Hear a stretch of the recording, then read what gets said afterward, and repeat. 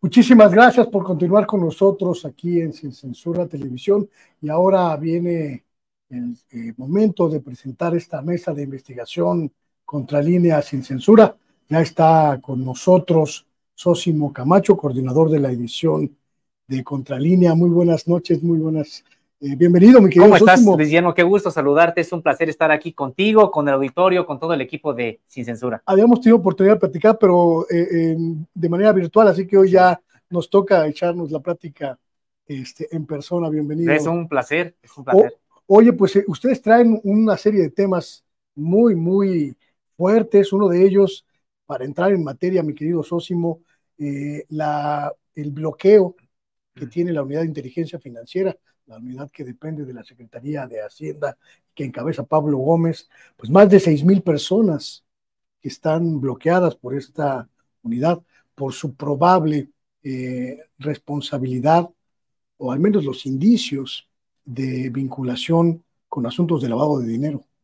Así es, Luis Guillermo, pues temas que nos parecen muy relevantes, que tienen que ver pues con asuntos de seguridad nacional y que muchas veces los asuntos de seguridad nacional y durante mucho tiempo se nos presentaban como un asunto de policías y ladrones, de perseguir a los integrantes de la delincuencia organizada en las calles, de los enfrentamientos armados, cuando hay un aspecto que se descuidó durante mucho tiempo y que tiene que ver con la inteligencia y particularmente la inteligencia financiera, porque ninguna actividad realmente de los grupos del crimen organizado podría tener éxito si no es precisamente con la ayuda del lavado de dinero, con la posibilidad de hacer uso de esos activos y de reinvertirlos para más actividades criminales.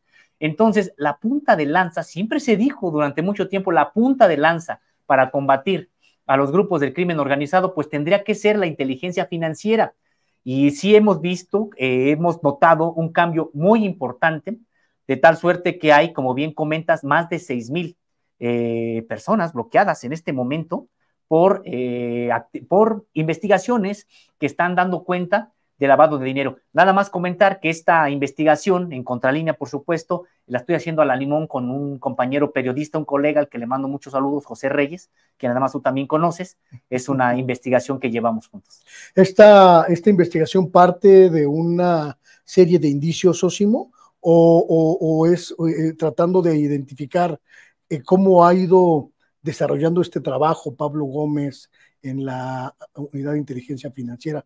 Escuchábamos hace algunos días a el titular de la unidad, a Santiago Nieto, señalar que la Unidad de Inteligencia Financiera, con Pablo Gómez a la cabeza, pues estaba politizándose, y muchos alzamos la ceja pensando, bueno, pues me parece que el trabajo de inteligencia financiera va mucho más allá de simplemente un asunto político. Sí, claro, no, de hecho me parece que a quien en su momento se le pudo haber acusado de eso era el propio Santiago Nieto, quien tenía creo que hizo un buen trabajo, me refiero a un trabajo importante porque era algo que no se había hecho antes, pero él tenía cierto protagonismo, ¿no? De aparecer en los medios, de dar estos anuncios espectaculares, muy a su estilo de Santiago Nieto. Y ha sido distinto el trabajo de Pablo Gómez porque Pablo Gómez en efecto no tiene este perfil. No podría yo decir si es mejor, si es peor, simple y sencillamente son perfiles distintos. Y en este caso, Pablo Gómez, ya ves que incluso para llevarlo a la mañanera, el presidente de la República prácticamente le tiene que dar un orden de que vaya. Ajá. Pero ha dado información que me parece relevante. Claro que siempre es perfectible en ambas administraciones, tanto la de Santiago Nieto como la de Pablo Gómez, pero finalmente creo que hay algo que se está haciendo y que no se hacía antes.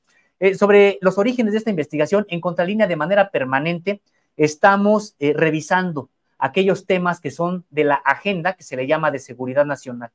Entonces, siempre entre los temas de la agenda de seguridad nacional, pues tiene que ver finalmente el lavado de activos, porque los recursos de procedencia ilícita generalmente se utilizan para más actividades ilícitas. ¿Y quiénes son los que las llevan a cabo? Pues de manera masiva, sistemática, los grupos del crimen organizado. Y particularmente sí podemos identificar a quiénes son los que de manera particular tienen el mayor número de operaciones que se podrían considerar de lavado de dinero. Estamos hablando del Cártel del Pacífico, que es también el Cártel de Sinaloa, el Cártel Jalisco Nueva Generación, Cártel del Golfo, el Cártel de Juárez el de los Beltrán Leiva, las reminiscencias que quedan, los caballeros templarios, la familia michoacana, que también entre ellos a veces desaparecen grupos, células, se pasan a unos a otros, el cártel de los Arellano Félix, que es lo que queda también allá en Tijuana, y también lo que queda de los Zetas y el cártel del Noreste. Son estas las organizaciones criminales que de manera mayoritaria se ha identificado que hacen este tipo de actividades de lavado de dinero. Entonces, siempre nosotros de manera permanente tenemos estos temas que tienen que ver con el narcotráfico, que tienen que ver también con la corrupción, y en este caso, pues toca muy de cerca siempre el lavado de dinero. Y esta investigación que hemos realizado se nutre en este momento de 3 fuentes. Sí, 2 de ellas son del interior de la Unidad de Inteligencia Financiera.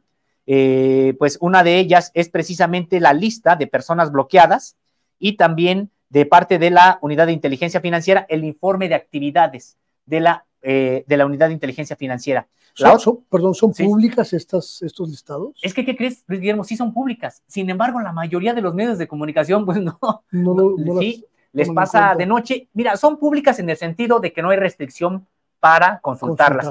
Pero tampoco es algo que la Unidad de Inteligencia Financiera salga a decir, aquí está este informe, haya un boletín donde se informe todo eso. Simple y sencillamente hay que ingresar de manera periódica. Nosotros mismos ya sabemos cuándo es cuando hay que estar ingresando para ver si ya hay actualización de las propias cifras, y es lo que nos hemos encontrado. La otra fuente es un estudio de 2 especialistas, 2 expertos en asuntos de seguridad nacional, Gerardo Rodríguez Sánchez de Lara y Nike Guadalupe Olivas Gaspar. Ellos recientemente tuvieron un análisis que se publicó y se conoció como el lavado de dinero y la seguridad nacional en México. Estas 3 fuentes son las que nos dan para hablar ya de datos duros que nos parecen importantes, y uno tiene que ver con esto que comentabas, Luis Guillermo, que son 6,860 sujetos que se encuentran en la lista, esta lista de personas bloqueadas.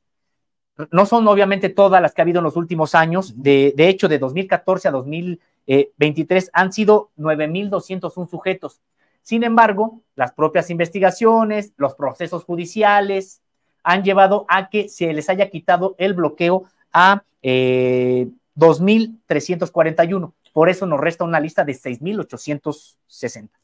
¿A qué nos referimos cuando hablamos de cuentas bloqueadas, estimado socio? Sí, son cuentas que se ha detectado que tienen algún tipo de alerta. Estas alertas pueden ser desde operaciones irregulares, anómalas, hasta de manera clara algún tipo ya de violación a la ley que hayan detectado las propias autoridades. ¿Qué es lo que ocurre? Se bloquean. ¿En qué sentido? No pueden disponer del flujo. Así es, ni pueden trasladarlo. Simple y sencillamente se quedan ahí congelado. Y no hay congelado. No hay manera de que puedan hacer algún tipo de operación esas cuentas, ni recibir recursos, ni trasladarlos a otro lado, ni tampoco sacar dinero en papel o en moneda en los bancos. Es eso lo que ocurre con estas cuentas, y que ha resultado en realidad uno de las principales puntas de lanza en contra del crimen organizado, no en México, en el mundo. Pues siempre se ha sabido que una de las maneras más importantes que tiene, las herramientas que tiene la propia autoridad, bueno, pues es precisamente congelándole, en este caso, sus cuentas. Es, digamos, el aspecto más vulnerable de las estructuras del crimen, porque es donde tienen que integrarse obligatoriamente a las instituciones regulares para mover el efectivo, ¿no? Sí, ya es muy difícil. Ahora cada vez es más difícil por el propio contexto que vivimos, en que estas organizaciones tengan el dinero en sus casas. Claro. Porque, por supuesto, es muchísimo dinero, y sí, hasta la fecha, mucho dinero se maneja en efectivo y se da por fuera del sistema financiero.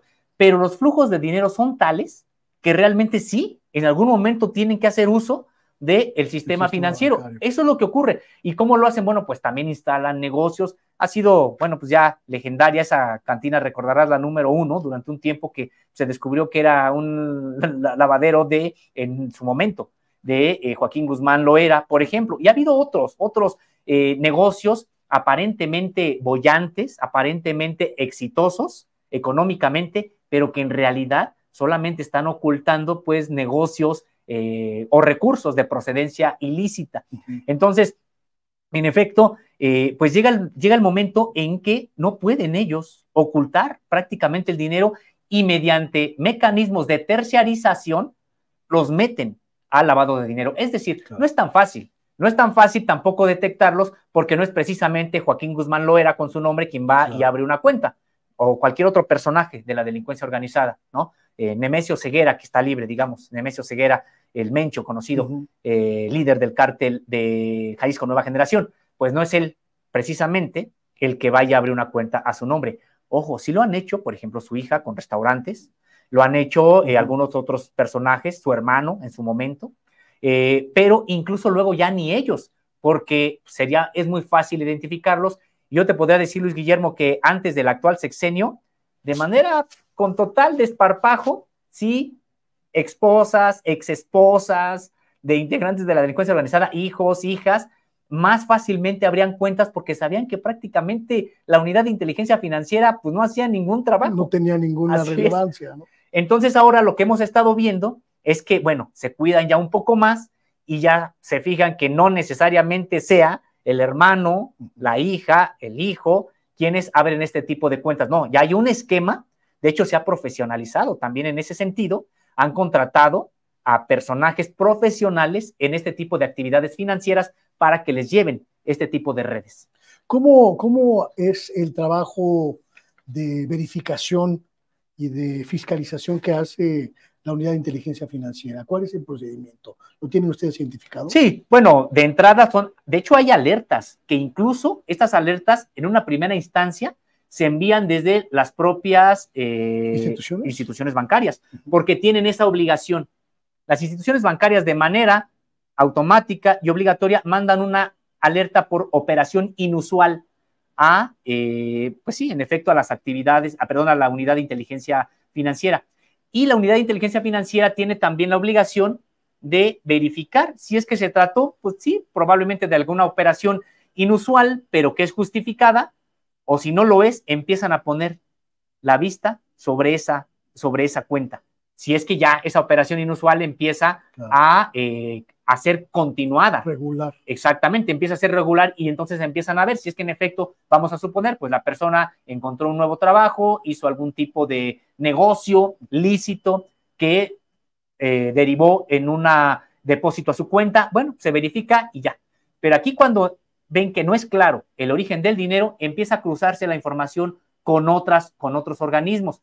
De entrada, cuando haya una operación donde se puede advertir un delito, ¿qué es lo que hace la unidad de inteligencia financiera?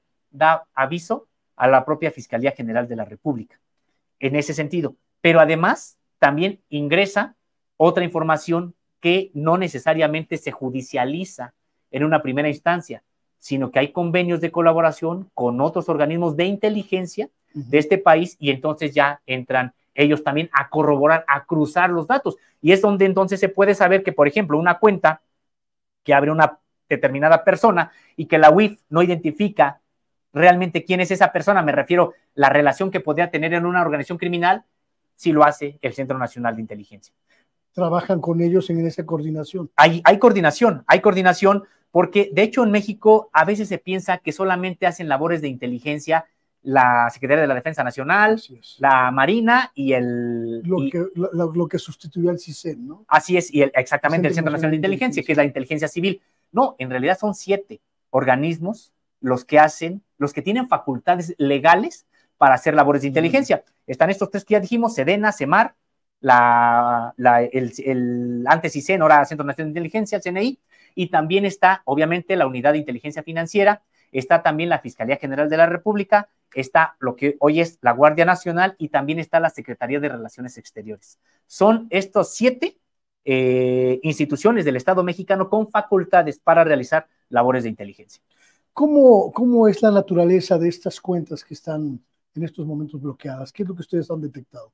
Bueno, lo que hemos visto es de que, de acuerdo con la información, es de que están vinculadas, en efecto, generalmente al crimen organizado, a lo que puede ser el crimen organizado, porque, claro, no solamente el único que hace uso de este mecanismo de lavado de dinero ilegal es el crimen organizado. En realidad hay muchas otras personas que pudieran hacerlo, incluso de la delincuencia común, por ejemplo, o alguien que en algún momento cometió algún ilícito y lo lava, y también ocurre. Pero en realidad esto es totalmente marginal de acuerdo con lo que se ha podido detectar, porque además estas organizaciones también tienen negocios muy diversificados. O sea, no podemos decir, bueno, pues tienen solamente una empresa que les sirve para lavar todo lo que obtienen del trasiego de drogas. Pues no, en realidad entran a empresas que son de negocios legales, por ejemplo, a los restaurantes, espectáculos, incluso asociaciones civiles. Es decir, entran a una serie de actividades económicas e industriales muy diversas. Muy diversas. Entonces, por eso es el tamaño prácticamente que resulta marginal lo que pueden hacer otras personas que provienen de la delincuencia común o que en algún momento hicieron algo ilícito y también utilizan el lavado de dinero. En realidad, el grueso, alrededor del 92%, es del crimen organizado.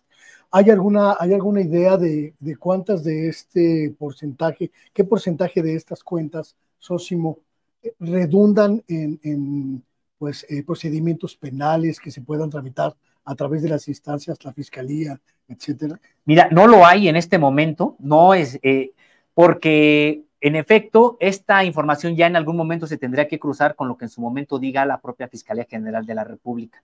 De hecho, esta información nos parece muy relevante porque no se conoce, porque son los trabajos que hace la Unidad de Inteligencia Financiera.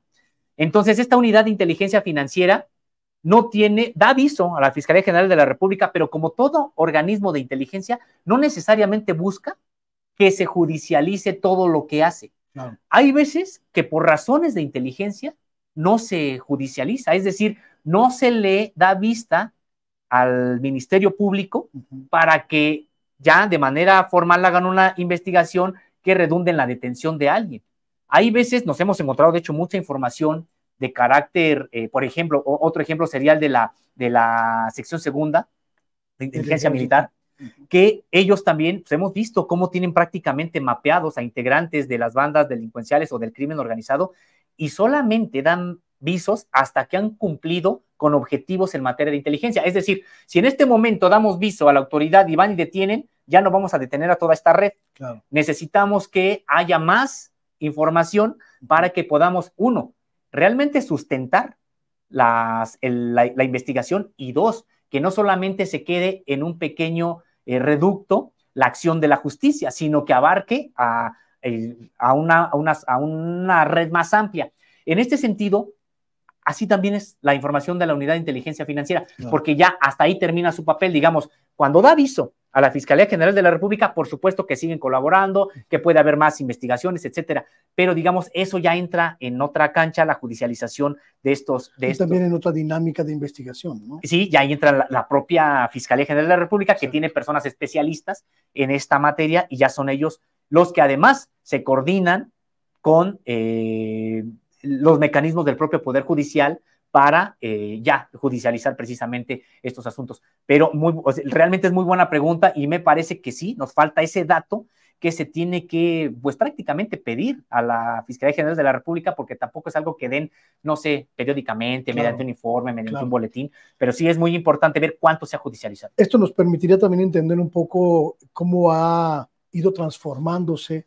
Tú mencionabas al principio de la charla que antes la Unidad de Inteligencia Financiera prácticamente pues era un ente desconocido, que no operaba o que si operaba pues tenía una actividad muy restringida, pero para entender cómo se ha transformado el papel de la Unidad de Inteligencia Financiera en este sexenio y cómo ha impactado esto en la judicialización, pero también en la consignación, ¿no? Sí, y es que es una observación muy interesante porque la Unidad de Inteligencia Financiera pues ahí ha estado, pero la verdad es de que en mucho tiempo se utilizó incluso con fines políticos. Claro. Es decir, no realmente de desmantelar a las organizaciones criminales, sino incluso de investigar a veces hasta contrincantes del mismo partido, a veces. O sea, de hecho hay que ver este expediente. Me imagino en el sexenio de Peña Nieto se investigaban entre ellos nomás. Ahora sí que se iban siguiendo las colas, ¿no? Sí, pues de hecho no sé si recuerdes esta investigación de Miguel Vadillo en Contralínea, donde dio cuenta de que Enrique Peña Nieto utilizó a la Unidad de Inteligencia Financiera para investigar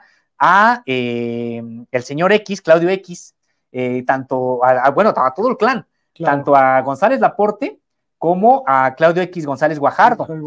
Así es, a los dos, un expediente más de 2,000 fojas, donde traían sus irregularidades, pero que solamente es para decir, mira lo que tengo sobre ti, para entre ellos negociar, entre ellos chantajearse o decir, no me toques porque yo también te toco. O sea, no un asunto realmente de justicia. Casi como tengo una oferta que no podrás rechazar, sí, ¿no? Sí, no, así se usó la unidad de inteligencia financiera. Y recordemos, ¿qué fue lo que ocurrió? O sea, realmente la unidad de inteligencia financiera y expertos en seguridad nacional, en combate al narcotráfico, tanto mexicanos como extranjeros, siempre dijeron eso.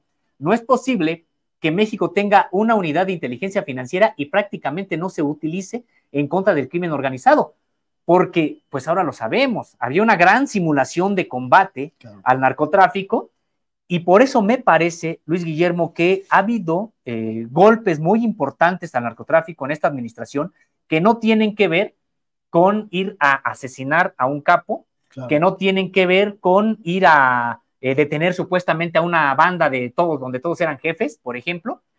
No, en realidad tiene que ver con estos recursos que están hoy incluso congelados y que también no les ha permitido ya incluso operar actividades aquí en México como las hacían. De hecho, ya en otra charla aquí de Contralínea Sin Censura, hablábamos de cómo cárteles mexicanos han tenido que trasladar operaciones fuera del país. Y vemos, por ejemplo, al cártel de Sinaloa o al cártel Jalisco Nueva Generación operando trasiego de droga desde Ecuador, desde Perú, desde América del Sur a Europa y en las que México ya no aparece para nada. E incluso también hay vuelos desde América del Sur hasta Estados Unidos, donde México no aparece para nada. ¿Por qué? Porque han encontrado mayores dificultades logísticas, operativas, que antes no tenían. Y resulta hasta lógico, porque antes Genaro García Luna, un integrante también del crimen organizado, era el que les daba... Era el jefe de la aduana, ¿no? Así es. Él decía quién pasaba y quién no. Hay una cuestión que me parece que es muy importante y seguramente vas a tener el dato.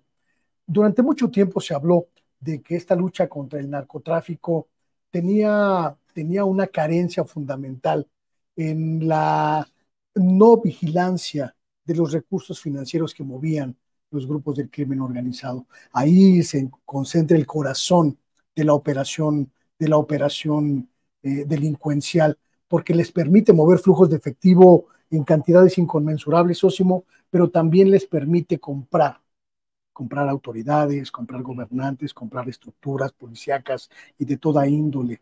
¿De qué tamaño es en este momento la afectación en términos económicos con esta inmovilidad de cuentas financieras? Mira, en realidad yo creo que todavía es poca para la magnitud del negocio. Estamos hablando de dinero bloqueado en cuentas por alrededor de 7,000 millones de pesos. Bueno, tampoco es... No es cualquier cosa. O sea, por supuesto que es algo, es importante. Dineral, ¿no? De hecho, habría que ver que solamente, recuerdo que en un mes hubo un bloqueo de más de 2,000 millones de pesos, pero bueno, para los montos que maneja el propio narcotráfico, en realidad todavía sigue siendo modesta. Me parece que tampoco es de que puedan bloquear todo. Y además hay otro aspecto, Luis Guillermo, porque aquí estamos hablando nada más de las responsabilidades del propio Poder Ejecutivo, que es el que maneja la unidad de inteligencia financiera a través de la Secretaría de Hacienda, y pues son los que detectan. No, hay que ver también el papel del Poder Judicial. Claro. Hay que recordar que, por ejemplo, el Poder Judicial fue el que ha estado desbloqueando cuentas contra toda lógica, por ejemplo, las de la esposa de Genaro García Luna. Casi en los mismos días en los que... De hecho, en el mismo día en que era declarado culpable Genaro García Luna, ahí el 17 tribunal en la Ciudad de México, votó por unanimidad los 3 magistrados, 2 magistrados y una magistrada, Amanda Roberta García González, porque hicimos además un trabajo sobre ella, por eso lo tengo muy presente. Bueno, pues votaron precisamente el descongelamiento de las cuentas de la esposa de Genaro García Luna. No es el único caso. Claro. Es decir, de manera constante, jueces, y se ha estado incluso denunciando en las conferencias de prensa matutinas, hay jueces que están fallando por el desbloqueo de cuentas en con respecto de estos personajes. Estaba buscando ahorita que me mencionabas la cifra, 7,000 millones de pesos. Prácticamente el presupuesto de una entidad pequeña del país, Tlaxcala, por ejemplo, que podría tener flujos de efectivo de esa naturaleza. Estamos hablando de una capacidad de generación de recursos prácticamente inconmensurables, Sosimo. Y me parece que en este sentido, como tú bien mencionabas, el hecho de que haya un énfasis en este tipo de operaciones permite ver pues, que se está trabajando de una manera distinta el fenómeno del narcotráfico. No, yo creo que de entrada está funcionando la UIF. Claro, podemos también a veces criticar porque consideramos que podrían ser más activos en el bloqueo de cuentas, por ejemplo, o esto que también, pues a veces no se da información. Ya mencionábamos esta reticencia del propio titular Pablo Gómez para ir a la conferencia de prensa matutina y que tiene ahí algunos temas pendientes que la propia revista Contralínea le planteó y dijeron que después habría un informe al respecto. No ha habido el informe, pero digo, más allá de eso, por supuesto que hoy hay una unidad de inteligencia financiera, es muy claro. Entonces, eso por un lado, y por otro, también cambiar el enfoque del combate al trasiego de drogas. Por ejemplo, hoy hay, ya sabes, una corriente de opinión que es minoritaria, pero bueno, es muy ruidosa, ahí que está señalando que los abrazos no están funcionando, ¿no? Cuando pues en realidad es un enfoque realmente de cambio al trasiego de drogas. Claro. Durante mucho tiempo, sobre todo del sexenio de Felipe Calderón, pues de manera irresponsable y de hecho en un aspecto irresponsable, en otro con total complicidad y conocimiento de causa de lo que pasaría, pues en realidad se echó a andar una guerra del Estado mexicano contra algunos cárteles y de manera irresponsable enlutaron a decenas de miles de familias en este país y que, pues por supuesto que eso nunca funcionó porque los flujos de dinero crecieron. Hay que recordar que antes del sexenio de Felipe Calderón, cuando ahora nos quieren decir que era un modelo de combate al narcotráfico, los cárteles de la droga mexicano estaban subordinados a los colombianos, no eran los principales. Claro. Se empoderan los cárteles mexicanos con la política de Felipe Calderón. Es cuando los cárteles mexicanos se convierten en los más poderosos del mundo y tienen la capacidad de trasegar droga en prácticamente todos los continentes. Claro. Entonces, es una política totalmente que fracasó porque en primer lugar, vemos que no había una real intención de combatir al narcotráfico, pero vamos a decir incluso si es que la hubiera habido, en realidad esta política pues se centraba en ir a matarlos, ¿no? O ir a detenerlos, algunos, pero no se tocaba prácticamente el negocio. El negocio nunca decreció durante el sexenio de Felipe Calderón. Ahora vemos una dinámica distinta porque este enfoque hacia las operaciones financieras también quita pues la posibilidad de que el crimen organizado pues tenga conexiones con las autoridades, ¿no? Sí, y también finalmente les entorpece la propia actividad, que incluye también que pues la capacidad de captar más personas que ingresen a su sistema delincuencial. En realidad, me parece que es integral. ¿En qué sentido? Uno, en que, bueno, la idea es generar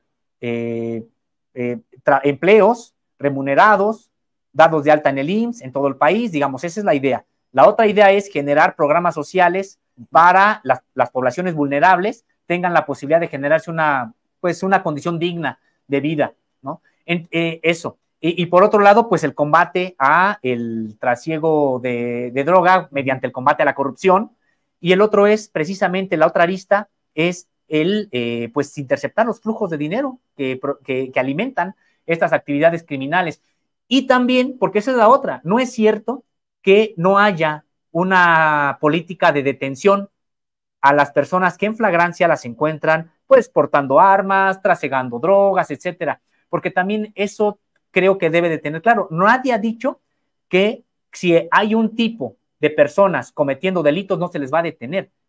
Es decir, hay quienes, te decíamos en esta campaña, pues a veces superficial, dicen que prácticamente que cuando se ven a los narcotraficantes van y se les dan abrazos, ¿no? No, o sea, en realidad es de que no hay ya como punta de lanza el ir a matarlos, ir a detenerlos, cuando hay que recordarlo. Pues había lo que Calderón de manera cínica llamó daños colaterales, que eran vidas de personas inocentes. Así es. Sosimo, esta investigación sobre el trabajo de la inteligencia financiera supongo que tendrá continuidad en la medida en la que pues vayamos viendo cómo se procesa Y quiero preguntarte, ¿cuál crees que ha sido el papel de la Fiscalía General de la República, si si este trabajo de inteligencia se ve correspondido con un buen trabajo de judicialización de los casos y una consignación eficiente, un trabajo eficiente en materia ministerial? Mira, yo la verdad creo que falta también mucho ahí. Falta, de hecho, más que en la propia unidad de inteligencia financiera. Creo que ha habido un rezago muy importante pues de carpetas que se tendrían que judicializar, y no solamente en el ámbito de lo que proviene de la unidad de inteligencia financiera, sino hemos visto también una constante de otros ámbitos, pues también que competen investigar a la Fiscalía General de la República. Me parece que pues hay un rezago muy, muy importante. Claro que no está tan sencillo levantar lo que fue la Procuraduría General de la República, porque con eso es con lo que tienes que trabajar. Uy. Entonces, no es así de que digas, bueno, pues toda la responsabilidad es del propio titular. Por supuesto que tiene su propia responsabilidad, pero también hay que entender que pues no puede decir y cambiamos a todo el personal que había por nuevos, además de dónde los traemos. Claro. No, en realidad sigue trabajando con estructuras que se resisten al interior de la propia hoy Fiscalía General de la República, pues a cambiarse el modo de operación. Entonces, yo creo que sí hay un rezago importante ahí en la Fiscalía.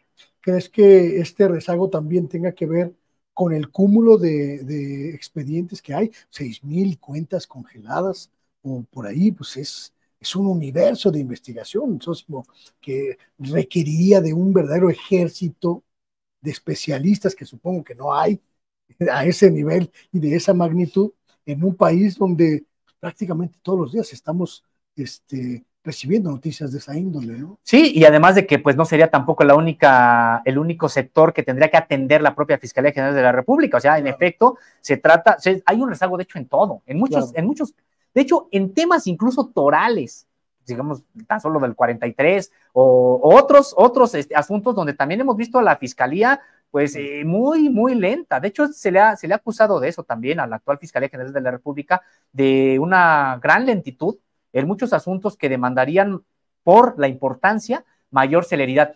Creo que sí, tendría que haber una revisión interna y también una propuesta de reforma de la propia Fiscalía General de la República, porque me parece que hay recursos tanto humanos, pero sobre todo materiales, que ahí están, recursos públicos, que obviamente un presupuesto público asegurado que tiene, pero me parece, por ejemplo, Luis Guillermo, si es que dicen que les faltan personal con determinadas características, pues también que lo salgan a decir. Claro. Es decir, necesitamos que la propia Fiscalía pues tenga un papel más importante que le está demandando la propia sociedad, porque claro. Nada más y nada menos que ellos son por los que pasan los clamores de justicia de todo el país, y ellos pues son los que tendrían que atender más con mayor celeridad. Cambiando un poco de tema, mi querido Sósimo, en Contralínea también pues han hecho una observación muy puntual de los asuntos políticos, y el asunto político de hoy, de estas horas, pues sin duda es la unción de Xóchitl Gálvez como candidata única. Va a competir contra sí misma por una encuesta que no sé si al final van a llevar a cabo o no, pero prácticamente pues es un hecho que el presidente de la República no se equivocó, que el frente opositor tiene una única figura, y que esa figura pues está recibiendo el apoyo, híjole, de tirios y troyanos. Sí, una cargada a la vieja usanza de estos partidos, prácticamente del propio PRI, aunque utilizando también las propias palabras que en su momento a veces se utilizaban, pues la propia caballada está flaca, porque la verdad es de que, bueno, pues hay esta cargada de las cúpulas de estos partidos. Alguien decía por ahí, mi querido Sósimo, que esa no era caballada, que eran puros perros flacos. Sí, ¿no? Pues sí, pues al parecer hay una situación similar hoy, en el sentido de que es sorprendente, Luis Guillermo. Primero, sí, el presidente de la República ya había anunciado que todo era una farsa, que no era un montaje, que no había tal competencia, que ya se había decidido que fuera Xóchitl Gálvez. Él no abundó mucho en las propias razones de Xóchitl Gálvez. Bueno, sí dijo algunas cosas, la van a tratar de hacer pasar como una persona que proviene supuestamente de abajo, etcétera. Lo que nosotros también podríamos señalar es que finalmente en el Frente Amplio por México, las personas que están con este Frente Amplio por México van a votar por quien les pongan, así fuera un sillón, fuera una botarga, fuera lo que fuera, ellos van a votar por quien les pongan, y ya es un voto duro que tienen. El asunto de un perfil como el de Xóchitl Gálvez es precisamente porque buscan arrebatar lo que puedan de votos del sector popular.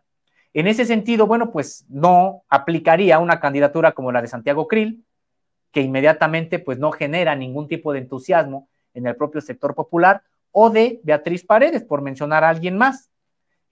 Tampoco podría generar ningún tipo de entusiasmo, pero la lectura que dan desde estas cúpulas, la lectura es que Xóchitl Gálvez sí podría arrebatar votos del sector popular por el perfil que tiene, supuestamente de que una persona que dice groserías, que van a tratar de decir que habla como habla el pueblo, que ella es pueblo, que además viene de un sector indígena, lo cual es falso, pues, pero digamos, todo eso viene a abonar para tratar de que haya algún sector popular que por ahí pueda llevarle votos a Xóchitl Gálvez. Pero me parece también, Luis Guillermo, que pues ha sido, también va a ser muy complicado, porque Xóchitl Gálvez cada rato, pues cada que le dan el micrófono se equivoca. Y en este debate que tuvo con Beatriz Paredes, pues prácticamente Beatriz Paredes arrasó con ella, la barrió. Decía yo que el huipil lo convirtió en trapeador y con él limpió todo el escenario, porque se notó la falta de tablas políticas, la pequeñez discursiva, la muy, muy, muy escasa preparación en todos los ámbitos que tiene la hoy candidata presidencial opositora, ¿no? Sí, y entonces fue cuando se prenden las alarmas. En vez de decir, bueno, pues se pone interesante el proceso al interior de este sector, de esta alianza de grupos de derecha electoral, ¿y qué es lo que ocurre? Pues mejor la bajan a Beatriz Paredes, y vemos pues al propio partido, al PRI, adelantándose antes, todavía incluso a platicar con Beatriz Paredes, a empezar a soltar estas declaraciones del líder Alejandro Moreno, el líder del PRI, diciendo que el PRI apoyaría una candidatura de unidad en torno a Xóchitl Gálvez, cuando está el proceso abierto, claro, y tú tienes supuestamente a una precandidata que viene de tus filas, y inmediatamente empiezas a hacer declaraciones para bajarla. Ya después incluso lo hacen, lo formalizan, y hasta después ya sale a decir Beatriz Paredes, pero prácticamente la bajaron. Después de que la echaron a un lado, ¿no? Sí, ya cuando le habían echado a un lado, pero además, ¿por qué? Porque había dejado ella, pues muy mal parada a Xóchitl Gálvez, la había barrido Beatriz Paredes a Xóchitl Gálvez, y en vez de decir, bueno, pues se pone interesante, tienen un perfil que se ve con mejores tablas que Xóchitl Gálvez, no, pues mejor la bajan, lo cual también da cuenta de que la decisión en efecto ya estaba tomada desde antes de que iniciara el propio proceso. Y es una decisión pues que se tomó en la cúpula, desde donde empiezan a fluir los apoyos. No sé qué opinión te merezca esta circunstancia, porque quizá lo que viene ahora, mi querido Sósimo, es identificar este reacomodo de fuerzas de las élites, de las fuerzas de las oligarquías, que va a ocurrir de cara a la candidatura de Xóchitl Gálvez. ¿Qué tipo de empresarios van a estar próximos a ella? ¿Qué tipo de políticos? ¿Y cómo será la recomposición pues, de cara a la lucha de 2024, ¿no? Claro, no, pues sí, de hecho es algo que ya está en marcha.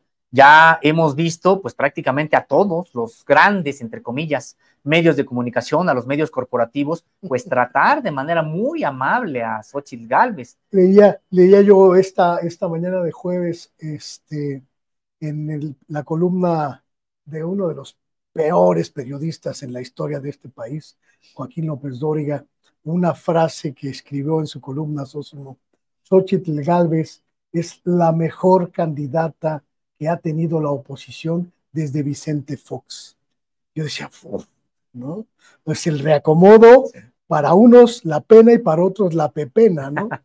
Así es, pues sí, y es que sí da cuenta de cómo todos estos grupos, estos poderes fácticos cierran filas, primero, desde que han inflado a Xóchitl Gálvez a tamaños que realmente no tiene, ya ha quedado exhibida. Decíamos, no solamente en el debate que hubo con Beatriz Paredes, recordarás, Luis Guillermo, pues que ella fue la que dijo que para que las familias pudieran tener acceso a un seguro médico, su propuesta era adquirir estos seguros privados por paquete para que no tuvieran que pagar más de 100,000 pesos al mes, solamente 70,000.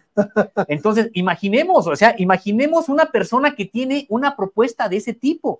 Entonces, eso por un lado. Su desconexión total de la realidad. Exactamente, ¿no? Desconexión total de la realidad. O esto donde dice que prácticamente en el sur, pues las personas están incapacitadas para trabajar 8 horas diarias. Es decir, estamos hablando de un personaje que tiene esas cualidades en realidad, y que los medios de comunicación todos se lo han perdonado. Imaginemos, Luis Guillermo, si es que del lado de alguno de los precandidatos de Morena, el que fuera, se dieran este tipo de declaraciones, pues veríamos a los medios de comunicación corporativos con todo, exhibiéndolos, claro. Pero aquí vemos que incluso ocultan y tratan de darle un perfil distinto a Xóchitl Gálvez. Yo no sé cuánto tiempo en realidad lo puedan aguantar, porque ya vimos que el personaje pues es en potencia una versión, me parece que tipo Vicente Fox, pero en otro contexto. México no es el del año 2000, los propios medios de comunicación no tienen esa capacidad de imponer ya a la sociedad un discurso hegemónico, ya hay otros canales, otros medios, otras formas por los que las personas se informan, que ya les ha quitado ese monopolio de imponer prácticamente una versión de los hechos a estos grandes medios de comunicación. Entonces, no sé cuánto tiempo, y sobre los propios, incluso empresarios que van a empezar a ver hacia qué lado se mueven, pues habría que ver cuántos de los que ahorita se han decantado de manera a veces soterrada, muy pocos abierta por Xóchitl Gálvez, van a seguirlo haciendo, porque se van a dar cuenta que le están apostando a alguien que va a perder. Todavía falta mucho tiempo. Y esto no quiere decir, Luis Guillermo, que yo diga que viene un paseo de campo para Morena. Ya he comentado que vienen unas elecciones muy complicadas, muy difíciles para Morena, porque me parece que ya hemos visto que están echándole la carne al asador con todo, cerrando filas, y para eso tienen a un poder muy importante, que es el Poder Judicial, y me parece que van a tratar de judicializar todo lo que se pueda del proceso electoral, y porque ellos ahí ganan. Y hay que recordar, el propio Tribunal Electoral del Poder Judicial de la Federación es el encargado de calificar el proceso electoral del próximo año. Entonces, viene un proceso muy, muy complicado, no necesariamente porque, digamos, hay un sector de la población amplio que se va a volcar por el FAM, por el Frente Amplio por México, no, sino por las capacidades que tienen dentro de la élite de estos grupos oligárquicos para incidir en determinados aspectos del propio proceso. ¿Qué figuras de estas oligarquías, de estos grupos de poder que durante mucho tiempo dominaron a México, crees que se acerquen más visiblemente a Xóchitl Gálvez, Sosimo? Bueno, pues mira, yo creo que, por supuesto, ya de manera clara, por todo el papel que han venido jugando desde que inició el sexenio, pues los vinculados a Claudio X González. Es decir, todo este grupo que se aglutina también en el IMCO, que además son grupos poderosos. El IMCO es un grupo muy poderoso. Este grupo me parece que de manera clara. Influyente, además. Sí, muy influyente. Va a estar en este caso con Xóchitl Gálvez, y me parece que algunos otros que por lo menos de dientes para afuera estuvieron, entre comillas, pues respaldando al propio presidente de la República, como por ejemplo el caso de Salinas Pliego. Me parece que él ya de manera clara se va a pasar hacia el lado, claro, o sea, claramente hacia el lado de Xóchitl Gálvez. Está muy molesto con el asunto de los impuestos que tiene que pagar el señor y no quiere, claro. Y por eso ha generado ya esto de la campaña contra los libros de texto. Está también muy enojado porque también se le acaba el negocio con respecto de los programas sociales. Hay que recordar que se utilizó precisamente este banco de Salinas Pliego para la dispersión de los recursos que se daban a través de los programas sociales. Hoy que ya el Banco del Bienestar asume esas funciones, pues ya todo eso se queda sin eso. Entonces, me parece que está muy molesto, y de acuerdo con las propias declaraciones que ha estado haciendo, pues todo indica que ya no va a haber una manera de que se regrese, de que se pase al barco de Morena como parte de este sector empresarial que pudiera apoyar también a alguien de Morena. Me parece que él es otro de los que de manera clara va a estar con Xóchitl Gálvez, y sí habrá, me parece que algunos otros de carácter importante, por ejemplo, están los aglutinados en torno a Cinemex y Cinépolis, por ejemplo, ¿no? Los amigos de Claudio también. Así ¿no? es, que ¿Sí? también son amigos de Claudio. Que eran los que apoyaban aquellas campañas de la educación sí, y sí, etcétera, sí. ¿no? Sí, creo que este sector, no lo veo así, por ejemplo, en el ámbito de Carlos Slim, me parece que no. Y es que también hay que señalar algo, Luis Guillermo, pues la verdad es de que el sector empresarial en términos generales no ha sido tocado. Me refiero más allá de lo que tienen que hacer, que es pagar impuestos. Claro. Porque prácticamente lo único que se les dijo en este sexenio es tienen que pagar lo que deben y tienen que pagar pues lo que también está atrasado de años anteriores. Pero de ahí no hay alguien a quien se le haya expropiado algo, no hay alguien a quien le hayan quitado un negocio. En realidad, pues me parece que por eso también estos grandes empresarios no tienen motivo para pasarse a darle, digamos, todo el respaldo a Xochitl Gálvez. La Coparmex, el Consejo Coordinador Empresarial, ¿crees que ellos estén sumándose con ella? Sí, la Coparmex sí, por la ascendencia que tiene sobre ellos el Partido Acción Nacional. O sea, de manera ya tiene histórica, digamos, el PAN, pues ha tenido ahí el control prácticamente de la propia Coparmex, y nada más hay que ver a este personaje como Gustavo de Hoyos, quien pues era el antiguo titular de la Coparmex, y hoy lo vemos como un gran pues fanático de... En una de esas nos van a decir que es su asesor en materia empresarial o una es cosa que así. Esa es la otra, Luis Guillermo, ¿cómo es posible que hayan tenido asesores de ese tipo? Me parece que nos están diciendo que no tiene nada que ofrecernos a la población mexicana, cuando vemos que en materia de seguridad el asesor, pues es prófugo, que es prófugo de la justicia, García Cabeza de Vaca, por ejemplo. Había un cartón y me parece que tenía razón, pues nada más porque no está García Luna disponible, sino también él sería el que encabezara esto. Vemos una serie de perfiles, además, que se han aproximado a este movimiento que tiene que ver con las élites intelectuales desplazadas en la transformación.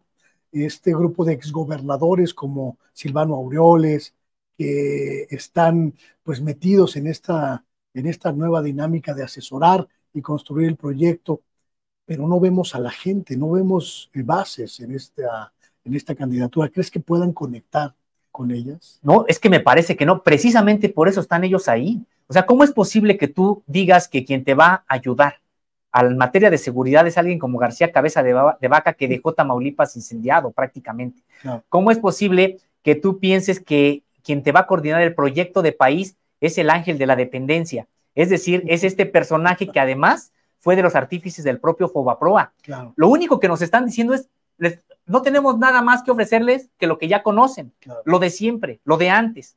Entonces, me parece que por eso no está la propia población. Y es que, ojo, hay intelectuales orgánicos de derecha que incluso hasta por pena se salieron, porque en realidad uno podría pensarse, bueno, ¿y por qué no buscan a alguien más, no de ellos? Hay perfiles que no estén así de quemados, pero que piensen igual.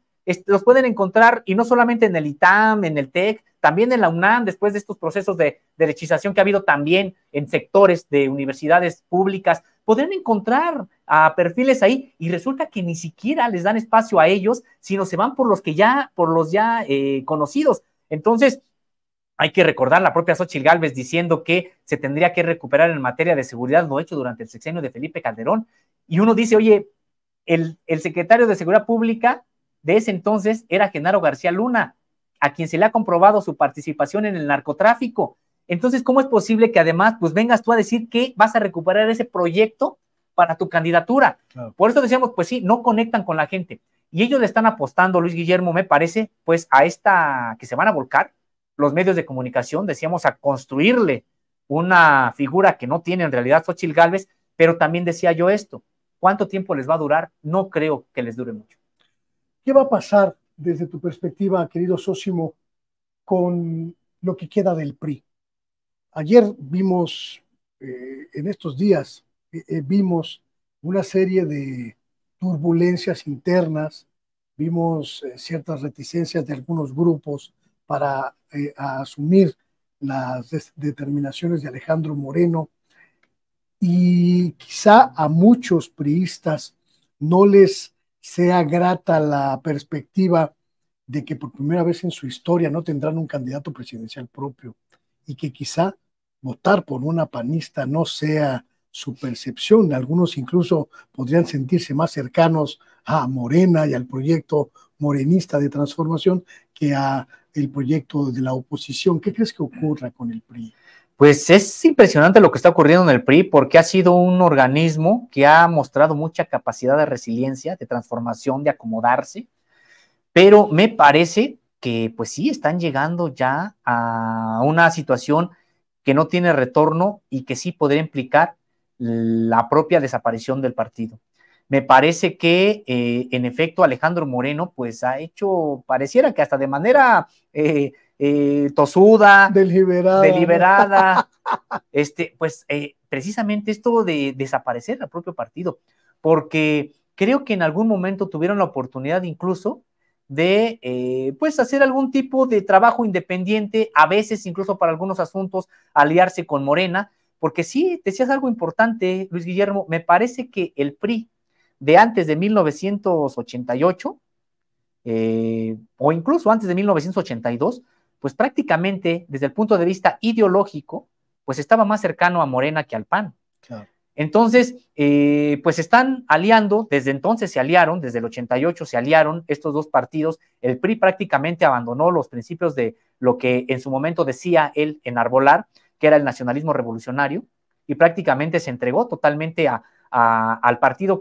a la ideología del partido que siempre estuvo combatiendo entre los dos, el PAN y el PRI, exacto, históricamente. Exacto. Entonces, me parece que ahora el PRI está en una situación ya muy, muy complicada, porque no le resultó para nada, Luis Guillermo, esta alianza con el PAN en todos estos años, porque no se vio en un mayor índice de votación, por ejemplo, del propio partido, no obstante que hayan ahí retenido Coahuila, más por errores de Morena, garrafales, que realmente por una actividad realmente de ellos, pero pues es lo que hicieron, pero prácticamente están desaparecidos. Y ojo, era un partido que tenía pues votantes de manera importante, gente que se levantaba al día de las elecciones y iba a votar por el PRI por un asunto hasta casi irreflexivo de mera tradición, y iban y lo hacían. Prácticamente eso se acabó. Entonces yo creo, Luis Guillermo, que puede venir incluso dificultades ya en próximos procesos electorales para que el PRI alcance la votación para conservar su registro. ¿Tú crees que apoyen denodadamente el proyecto de Xóchitl Gálvez? Porque incluso históricamente esto sería tremendo. Todo parece indicar que el coordinador de la campaña de Xóchitl Gálvez va a ser pues don Teto de Santiago Krill, es decir, dos panistas a la cabeza de la candidatura presidencial. Sí, me parece que no pega ya entre los propios votantes que queden del propio PRI.